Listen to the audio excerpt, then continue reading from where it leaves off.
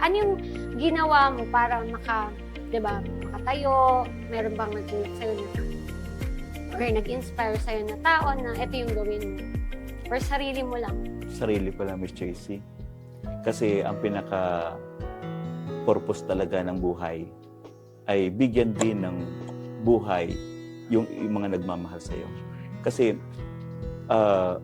yung inspiration lang, iniisip ko habang ako ay nasa higaan, karatay, nagpapagaling, or ako ay inooperahan, tutulo ng luha mo eh. Kasi ang iniisip mo yung anak mo, yung pamilya mo, yung asawa mo, yung empleyado mo. Yun yung aking kinakapitan kung bakit, kasi sa totoo lang, sabi ko sa mga empleyado ko, kapag kayo ang sumuko, kayo ang talo.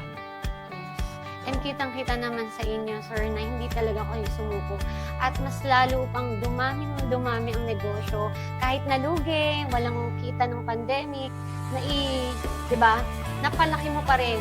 And right now, you're leading ilang companies na ba ito? 6 companies or more.